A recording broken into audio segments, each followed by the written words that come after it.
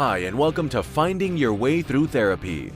The goal of this podcast is to demystify therapy, what can happen in therapy, and the wide array of conversations you can have in and about therapy. Through personal experiences, guests will talk about therapy, their experiences with it, and how psychology and therapy are present in many places in their lives. With lots of authenticity and a touch of humor, here is your host, Steve Bisson.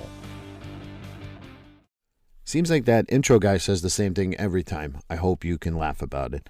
But welcome to episode 123. If you haven't listened to episode 122 with the Mental Men, please go and listen to it. It's just a great group of guys who like to talk about therapy, mentorship, the difficulties we face and stuff like that.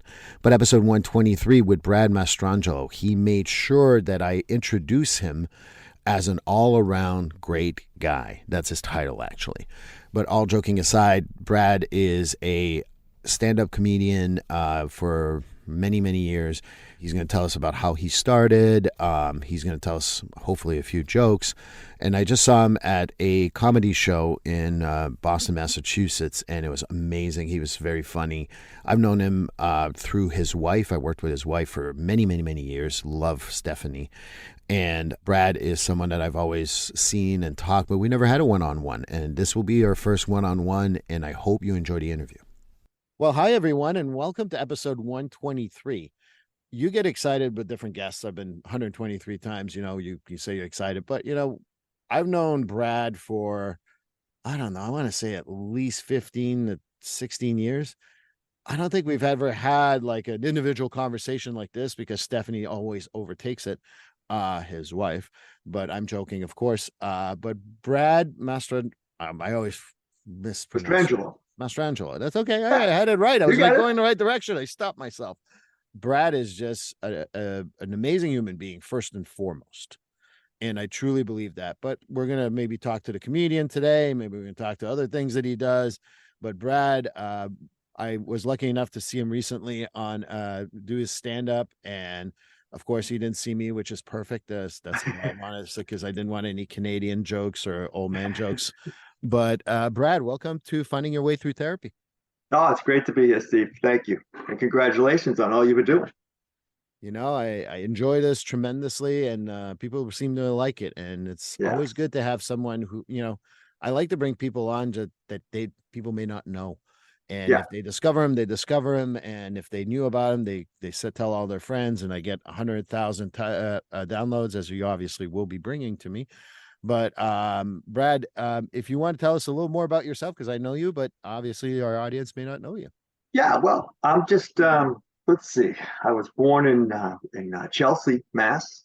That's a humorous on its own, and then and then moved from there to Wakefield, and now I've got two brothers, and now my wife Stephanie. We've been married for it's going to be 29 years coming up soon. We live up Wayland now, and have one daughter, Sophia, who's a junior in college. And I've had my own carpet cleaning business for 35 years. So I still do that. And the comedy stand-up is something that I did on a dare one night. Never wanted to be a comedian, never thought about it. I mean, I love to laugh, so I do both. Carpet cleaning. Yeah, like I said, came into it on a dare, and now been probably 30. 1991 was the first time I went on stage at Nick's Comedy Club. And where's that? That's in Boston. That's one of the original, real big ones. And but now, I work a lot. I travel the country on cruise ships, and my wife and daughter have got to see some pretty great places. So that, and like you say, you never know what life's going to bring you. So that's what happened. So on a dare. Yeah. I went to see you for the first time since I've known you. Right. And I'm like, even if you dared me to go on stage, I'd be like, yeah, I'm good. I'll hide behind this microphone that no one sees. Well, how did that come about? Well, bunch of friends. Look, here's the backlash. I'm such the anti-comedian. I'm not a drinker. I've never done drugs. I was a good athlete, all through college. So that was but I was funny with the guys. You know how it is. Yeah. And a friend of mine, I guess, went to a comedy show and you could do that. And I said, no. So for months and months, they kept begging, So honestly, to shut them up, I said, all right, we'll go. They have an open mic night. So I was at Nick's, and I figured it was all amateurs, but I get there and it's all pros, like practicing and stuff. I said, oh, this will be great. But honestly, really wasn't nervous because I figured we'd laugh about it years later. So I get on, they give you like 5 minutes. And I think I was just talking about family and stuff, and everyone would laugh and laugh. And so I finish, and the booker for the nightclub comes over. He says, how long you been doing this? I says, 5 minutes. So he tried to convince me to come back. And I said, no, this is a one-time thing. So he did. And they had me at this competition at Stitches Comedy, which is gone, but it used to be down by Fenway. And so I went on the second time I did comedy at this little competition, and I won. So that was weird. And then they started offering to pay me. So I said, well, I guess, so it was really kind of like that. That's how I kind of stumbled into it, and then the rest, as they say, is history. Well, when we talk about like falling into it, I hear that all the time. Yeah. And the other part that I want to say is that, well, you got to have a little more passion than just falling into it. Because, it's a good point, because once you start, and then I'll say, and any comedian will tell you this, you get that feedback, that laughter. It's contagious. It's like it puts you on an emotional high, because it's, they're accepting you. Look, we all want to be accepted in life, and it's part of the problem in the world. But you're getting that automatic feedback, and you're saying, wow. And it's interesting. I always said I never considered myself like smart until I started doing stand-up, because the first time in my life I looked at it and said, you can't be dumb and do this. So emotionally, for me, it was a real big turning point in my life, mentally, which was good. Yeah. I had that conversation many times with my clients. They look at the back of me and they say, oh, you're smart. You have all these diplomas. And I'm like, these are pieces of paper. Yeah. My smarts didn't come from these pieces of paper. You can have 14 diplomas and be dumb as a rock. Absolutely. I think that, we underestimate where intelligence comes from, but that's just my Big time. Big time. I see it every day with people that, even like do the Catholic things. I'm with people all the time, and you know it. You see people with these degrees and I always said street smarts is way more helpful in life than the book smarts. Book smarts is fine, but some of these people, oh my goodness, I'll just look at like a deer in the headlights with some of the things they say. It's just. I know. I think that's what I find funny too. And to me, like, I call it emotional intelligence. And to be a very good comedian and reading the room, you have to have a lot of emotional intelligence. There's a room where you talk about your wife and it's going to be funny and everyone's going to buy it. So you can go on and go off on, like, there's 7, 12 jokes that you have on that. And someone, you go on the wife and they go, ooh, and you're like, okay, that's a wrong road to go on. Oh, you guys get offended. I think I do it. I think hopefully you notice it as in a way that, and I always during a point in the show say how much that I love her and she's my best friend. So I always do. So to kind of, it's more like a relatable thing that all marriages have. That's what I'm going for. And I think that comes across. I hope it does. But it does. But my point is that sometimes you read the room and you say, okay, maybe I got to go to another set of jokes. And that takes a lot of intelligence, in my opinion. Yes, you're right. You do. You could usually tell about 3 or 4 minutes into the show where you're going to go with the material. Yeah, because I think that I know how much you joke around with Steph, and I know how much you love each other. So it's always good to kind of relate it, but it also for me, has always been like I've seen comedians, and sometimes people get like, well, I can't believe he said that about his daughter, his wife, his neighbor, and I'm like, you understand this is a profession, right? Understand that this is not like who they really are, and if it is truly who they are, I mean, I guess that can happen, but there's a part of truth of it, but it's not. It's a show. It's truth be told, Stephanie could say way more things about me than I could about her. This is not the show to do it, but yes, I know that.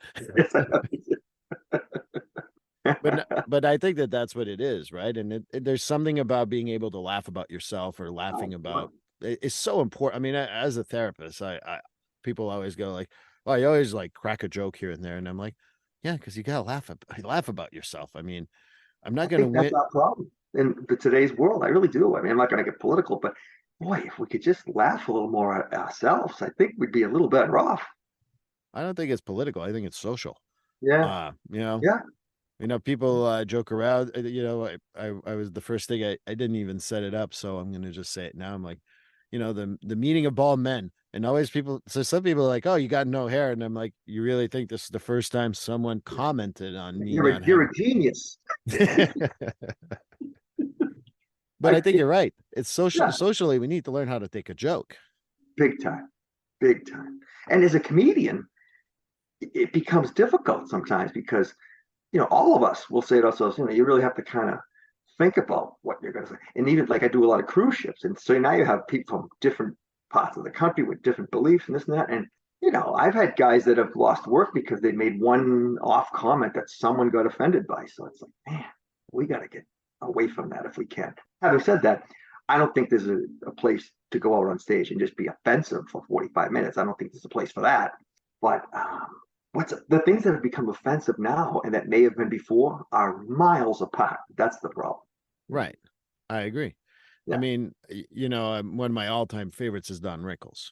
Oh God, me too.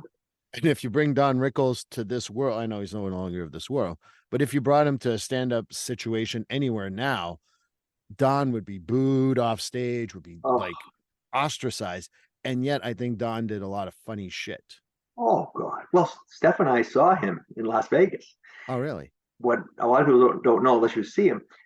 At the end of the show, whoever he was picking on was brought out a bottle of champagne. And he ended the show by saying, we're just having fun. We have to laugh at each other. And I was so impressed by that. And yeah, but you're right. He wouldn't look at All in the Family, my favorite television show ever. That would Yeah. last for 10 minutes nowadays. And I think that's why, like, even though we're talking about therapy a little bit here, but I think it's, finding your way through therapy is also a social kind of like aspect. That therapy is a social aspect of things. I sit there and do you think I agree with all my freaking clients? Of course not. Do you think I go there and go, oh my God, you offended me. Please leave my office? Yeah, exactly. I think that's what's missing in this world is that, we're all trying to survive it. I don't know about you, but I'm just trying to make it like to the other side unscathed or as unscathed as I can. Raise our kids the right way, and that's what we're here for. Yeah, I talked to a therapist one time, and I said to her, "Do you ever just want to look at someone during therapy and go, shut up?" She's laughing. I go, "No, you can tell me. Just no, who cares?" Well, I think that I've done that to someone. Have you? I've done that actually a couple of people. Have you? And people are like, how dare you, or why did you do that? And there's one particular case. It was to move from the subject we've been talking about for 3 goddamn months. Yeah. Like, like I go back, I love comedy, and I didn't say that at the time, but I always go back to Chris Rock. I love Chris Rock too. Yeah, yeah. And Chris Rock, and you're like, hey, did I tell you about the time? Yeah, you told me about the time. How about you get fucking kidnapped? Have new shit happen to you? Like for a client would be like, someone who's listening to this might be like, wow, that wasn't therapeutic. In fact, it is, because Yeah, if you revisit the same story over and over again, expecting a different result, that's called insanity. exactly. Yeah, exactly. I mean, So you you need know to it, tell and them to then shut up. yeah, no, yeah. It's like seriously, you've talked about this for 3 months. Matter of fact, now I know why you have this problem. But no, it's the truth, like, and I bring comedy to my therapy sessions, and Great. I'm not saying that I'm a comedian by any stretch of the imagination, but Everybody can be funny, and especially in the situation you're in. I think it brings a little levity to it, and which I say this. I think, and I think you'll agree. My biggest thing is in life to me, when you're laughing, at the point you're laughing, you're not upset about anything. For that 2 minutes, 3 minutes, 45 minutes, anything you have that really affects you is gone. So I think it's fantastic therapy to get out and laugh.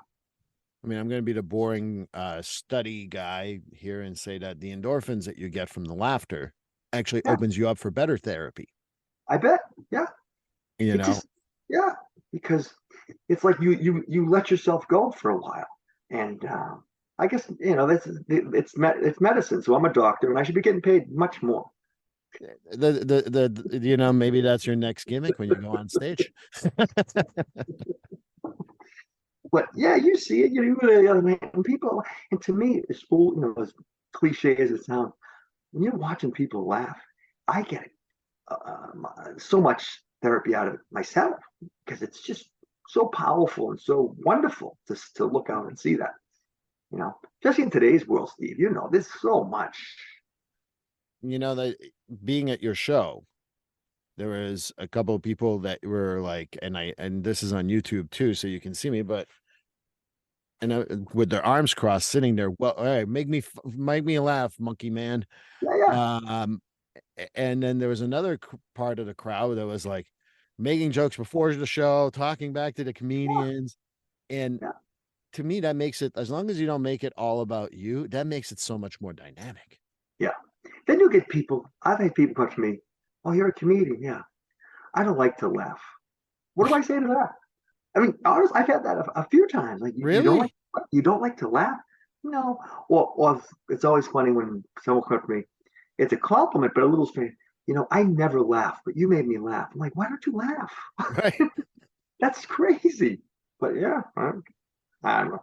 When someone says that right off the bat, you're like, okay, all right. You don't like to laugh. All right. I don't like to wet my bed. It happens. Well, it's one of those things that, again, bringing it back to a little bit of therapy. Yeah. In my work, I, as an emotional coach, I talk about how, they talk about 6 basic emotions: and anger, sadness, fear, disgust, surprise, and happy. Mm-hmm. And people are like, well, I don't like to be fearful. We're all fearful. Yeah. You have a choice. You don't like to be happy? I'm sorry, we're all happy. Whether Yeah. you repress it or not, don't matter to me, but you Yeah. need to be able to kind of like get there. Yeah.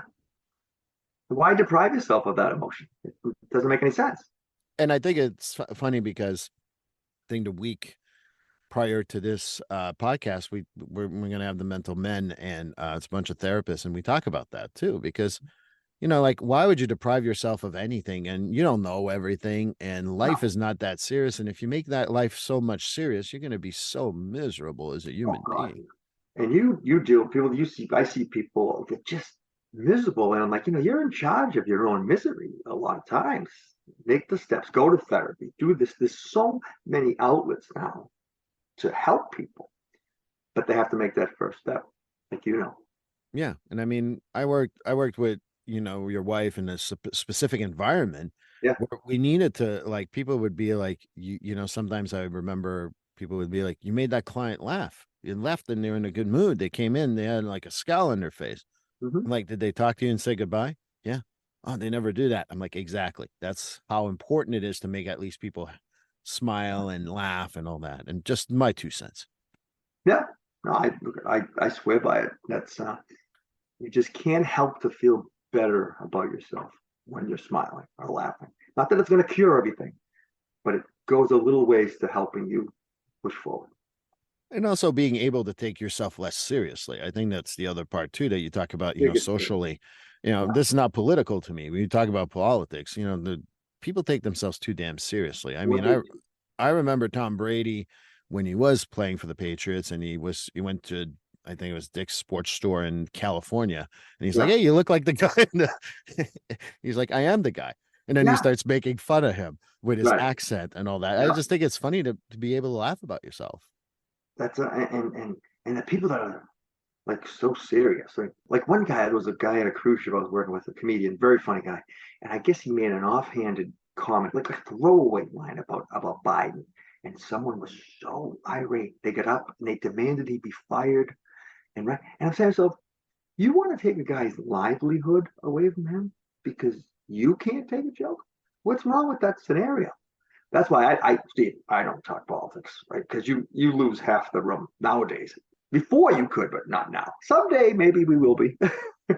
I talk about anything with anyone Yeah, in my sessions, and I always explain to people that I lean left, but I'm not a Democrat, and yeah, sometimes I lean right, but I'm not a Republican. I'm a human right, being with a point of view, and I yeah, expect you to have a point of view. If you're just buying into the propaganda of Democrats, Republicans, and I'm from Canada, liberals, conservatives, and all that, you are just part of the problem, because Biden, Trump, Obama, Bush, I can go on, and I can't remember all 46. I'm now a citizen, so I don't have to remember all that shit. No, it's done. You're done. Yeah, that's okay. But you know, like I don't have to buy into any of that. I mean, I've said to people before, and this is something I'm more than happy to say out here. There's something about Reaganomics that was actually helpful. Mm-hmm. Yeah. Oh my God, you support everything about it. I'm like, no, I No, said some of it. Why is it that no. it's got to be an all or nothing process here? Well, I say I'm independent, and I say I think the problem is take the D and the R away, and we could all maybe get together on the same boat and make some nice decisions. That's what it's become. I just think that's killing us.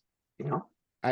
I explain that to people all the time because I mentioned to someone that there's a candidate who may or may not still be running for all I know by the time this is out, who had said that we got to set term limits. And if you're over 75 and in Congress, you got to have some sort of mental health status and make sure that you're okay. Oh, Nothing so wrong you with that. support all the politics? No, we No. talked about specifically this issue. Why did I have suddenly become whatever you think it is? No. I don't give a crap.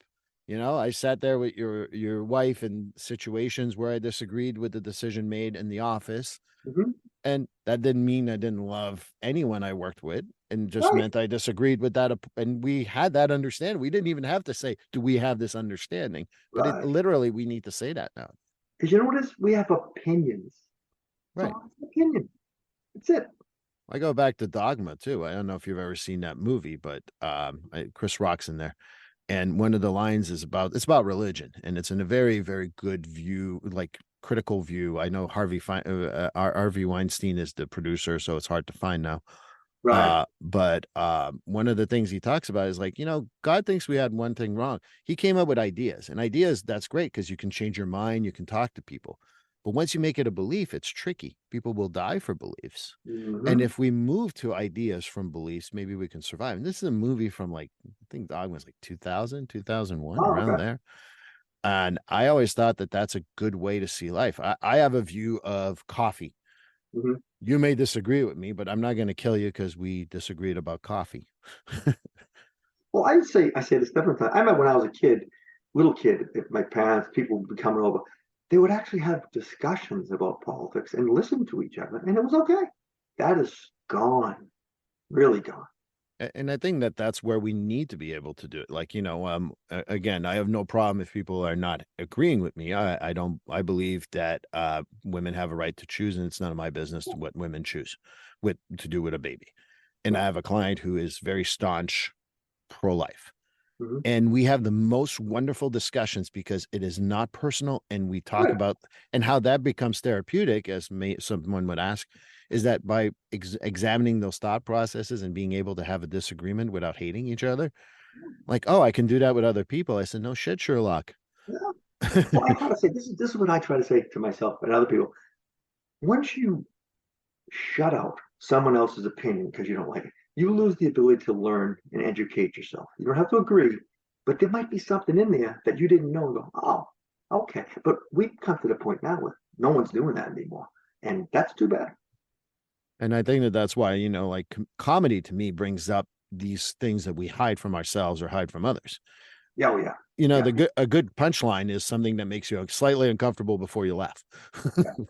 Well, I think the biggest compliment I can get when people come up to me and say, "Oh my God, I can relate to all that stuff," because yeah, that's what we want to do. Think about what we do, dumb things, funny things, smart things, and talk, bring it up, laugh about it. And Right. then we're starting to go in the right direction, I think. And as long And as they pay me, Steve, I don't really care. yeah, hey, I'm right there with you. That's what I say to my And clients. As now long it's as they pay Canadian. me. We're going up to Canada, doing a cruise up to a couple hots in Nova Scotia, Oh, really? Sydney, St. John's, and then to Bar Harbor and stuff. But I went last year up. Now, let me ask you something as a Canadian. I was in Quebec, but Yes. Quebec, I think they fight with the other Canadians. Is that true? Is there a disagreement? I mean, Tell me the story. all right. So Quebec is. I'm going to go politics because this is true politics. But this What's is called? you can look at the history. I'm not Okay, making this up. right. So Quebec was founded by French from in like 1634, if I remember correctly. Yeah, And the Louisiana Purchase was bought from the French when they lost the war to England, and that's part okay. of where like Vermont is actually Green Mountain in French, and Oh, okay. Louisiana speaks French, so there's a lot of it that comes from that. And then the English kept on trying to figure out how to get Quebec to speak English. And Oh, at the time it was called Lower Canada, I believe. And they created Canada in 1867 okay. to assimilate French Canadians.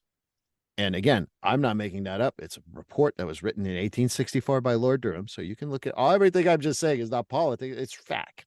Back, yep. So when you're part of a country that says we want to assimilate you, it's a big Right, chip to carry on your shoulder. right, And we fought very hard to stay French, and we still fight to this day about that. So I think that's part of why Quebec has tried to, secede a few times. And I'm not going to bore everyone my history lesson here, but that's part of it too. But as I remind Quebecers, and this is something I've, in close to 25 years in America and knowing a lot of people, if anybody ever hurt Quebec in any way, shape, or form in another country, English Canada and the US would destroy anyone who would hurt us. And so we yeah, have that brotherhood. Now, let's get over what happened in 1867. yeah, But we hold grudges. right, yeah, I mean, we still call people in Newfoundland, which was part of England until 1949. And we still call them Newfies, which is a very derogatory term. Might as well call them from Alabama. And if you're from Alabama or Newfoundland, it's a joke. But ultimately, like, I think that Quebec has always had that chip on their shoulder, and sometimes it shows up in their politics. Thankfully, Alberta now has that chip on their shoulder, and they're getting all the attention because they have oil, and they say we want all the attention in Canada. So now they're hated. So it's great. Well, my mother's mother was born in Newfoundland, so I get a little Newfie. All right, so you're a Newfie. All right, I've got a lot of Newfie jokes for you, but they won't fly in America because when I say Newfie here, they're like the dog. I'm like, no, you But meant. it's beautiful up there. I love going up to Nova Scotia, and that's one of my favorite cruises. Quebec City is beautiful. So And Newfoundland's the nicest people in the world. yeah, You very know, friendly. and when 9/11 occurred, I know, again, going in history a little bit, a lot of the planes that were coming from Europe had to land in Gander in Newfoundland because that was the closest one. And anybody who's been shout me out or write to me if that's if you've been on there. But the whole village, everyone took in, I can't remember the number, we'll say 5,000, so over Right. 5,000, and they took them into their houses until they opened the airspace so they can get to the US. Oh, And there wow. was no like, oh, you owe me money or this and that. It Right, was right. just be nice to people. Yeah. And so Well, that's how good people in Newfoundland are. you know what's interesting, and maybe I'll like your take on this. I find it interesting that during that, 9/11 and the beginning of COVID, I thought we were all so much closer together. It was almost not nice because it was a tragedy, but you know what I'm trying to say? And then we went back. But for a little while there, we all helped each other. We all loved each other. We all got along. And that would be nice if we can get back to that point. I'm not wishing another tragedy, Steve. Don't get me wrong. I'm just saying there No, was definitely a difference to me anyway. I agree wholeheartedly. I think that what happened with 9/11 after we had the Chad issues in the election of Yeah. 2000, Right. it brought everyone like we're all Americans. Mm-hmm. And frankly, we were all citizens of the world. I can only Yeah. think of a handful of people who were like, oh no, good that this happened, basically. And with COVID, it was a global issue. We're all in Right. this together. And that's what started it. But I Yep. think that we forget that we're all in this together because I remind people no one gets out of here alive. Yeah. I It's mean, all the same in the end. right. So So we need to start thinking about it that way. And when we ostracize someone as a therapist, my first question is, what do you see in yourself that you don't like in that person? And most people are like blown away by that and tell me to fuck off. But I think it's a good way to think about, what do you see? Well, they're not willing to change their opinion. So you don't like to change your opinion. What? I'm like, yeah, that's what you just said. Fuck yeah. you. And then they kind of explore it and they're like, lo and behold, that's absolutely true. So I don't know. That's how I perceive it, is that if we understood that what we don't like in other people are parts of who we are, and that's shadow work from Carl Jung, and I'm not going to bore you with psychoanalytic bullshit here, but that's Right. what it is, and that's the Yeah. truth. And I like to say there's nothing wrong with not liking people. I hate a lot of people, Steve. No, it's not horrible, but let them go. Don't let them consume your mind 24 hours a day. It's okay, you know? And it's, as a therapist, I've said this to a few people, and I'm fine with saying that again. I hate people. I like individuals. I like small groups of people, but large number of people, it seems like the IQ just drops as the bigger the crowd gets. Oh yeah. Yeah. You should want cruise ships. All right. Well, you can tell my girlfriend. She was like, "Oh, we should go on a cruise ship." No. Oh, there's Why? great people watching on cruise ships, Steve. You could write a book. I'm trying to stay away from work and writing Yeah, books. I take Steph loves it too. She'll just sit there with her Kindle and read and just look at because you gotta look. You just gotta look. You're like, this is what life is, right? Tattoos, more tattoos. I said the one guy, his whole body was tattooed, everything. I said, did you run out of paper? What the hell is wrong? Yeah, and I've yet to have a tattoo yet, so I I don't can't. know, nothing wrong with it, but now a lot of the women have them. A lot of women have tattoos, which is fine. But a lot of women who are in their 80s now, the tattoos are much lower than they were when they Right, correct. started. Yeah. There's a visual for everybody listening today. Yes, and I now I'm a little disturbed, but that's okay. I'm usually very disturbed based on what most people tell about me. But one of the things you mentioned earlier, in which something that is a theme at finding your way through therapy, is you'd mentioned talking to your therapist. So you've been in therapy before?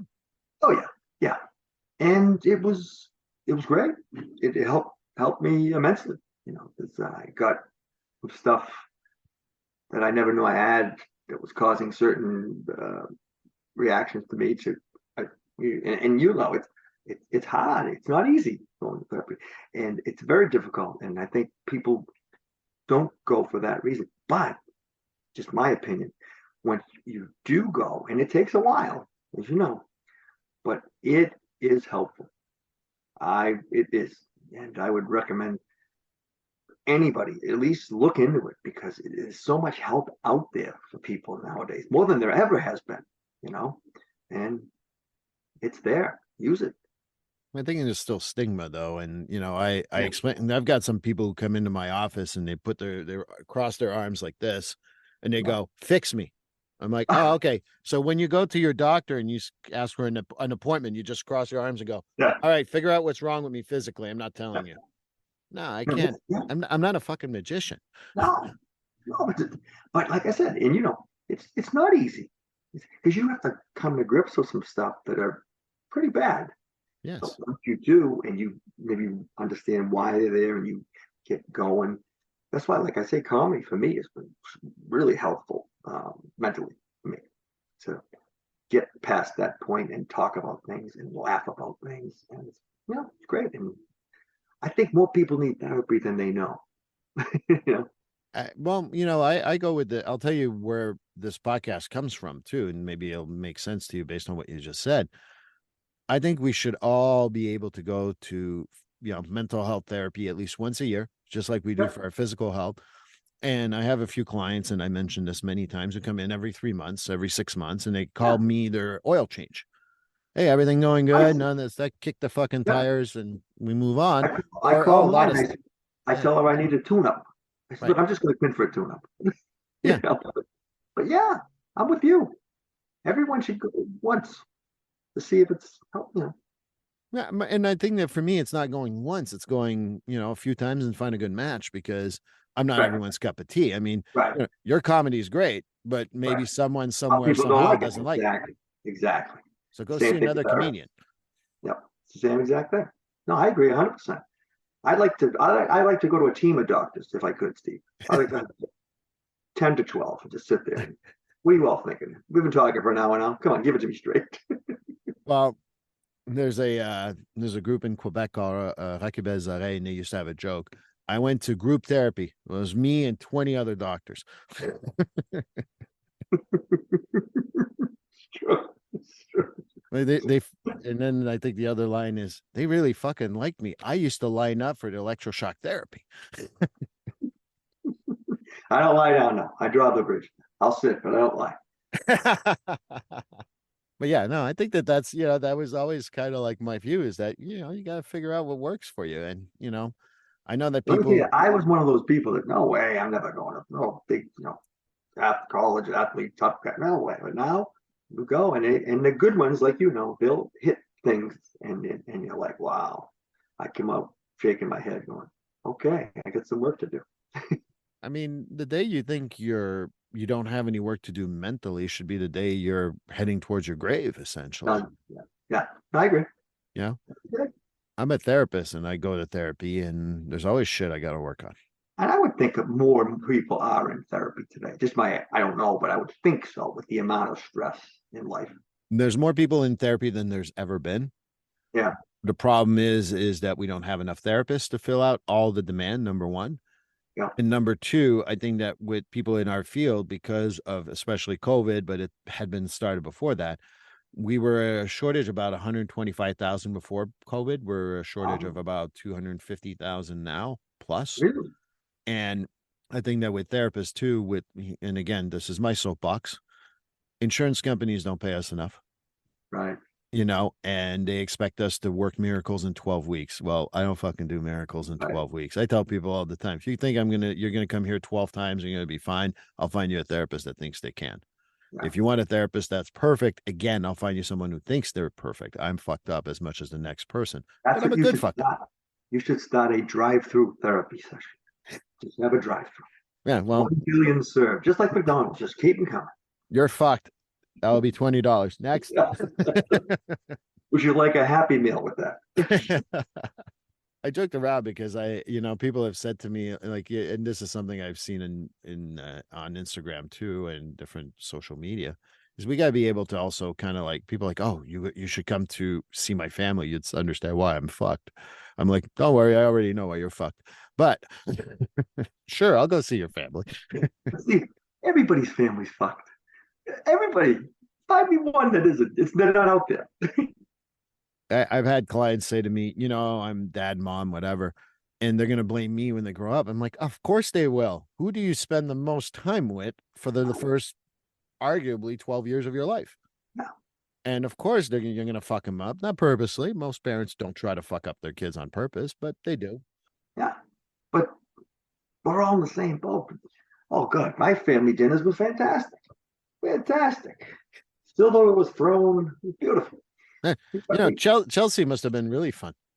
Oh, beautiful part of the country. I suggest vacationing there to people many times if you can. Okay, book a bed and breakfast in Chelsea. There's many. It's a new thing there. and if you don't know what we're talking about, look it up. I promise you'll find this funny. Take a ride there. You don't know. Then you'll really go to therapy. As soon as you drive out, you'll go. You get to Revere, you'll make an appointment. Yeah, well, I was thinking more like Lynn, but that's me. What else? Lynn's Chelsea, only bigger. Yes. Yeah. Lynn. Yeah. What's that statement? I'm doing a show at the Lynn Auditorium, and they're giving us vests to wear on stage. Oh, great. Just in case. Huh. Did they give the joke? You don't know. So, is there a giveaway for people to go see you too, so that they can wear the vest in case? Yeah, you have to shoot first. There's the target outside. Oh, okay. So I got to see if I'm a good sharpshooter.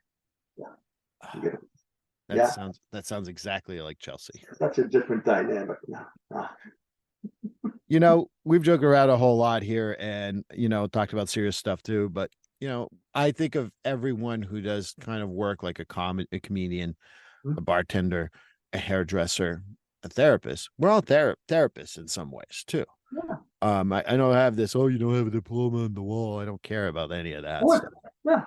Do you think that that's part of what is also therapeutic, not only for you, but what you feel you kind of give to your crowd? Because it is a give and take when you do comedy. Yeah. Oh, absolutely.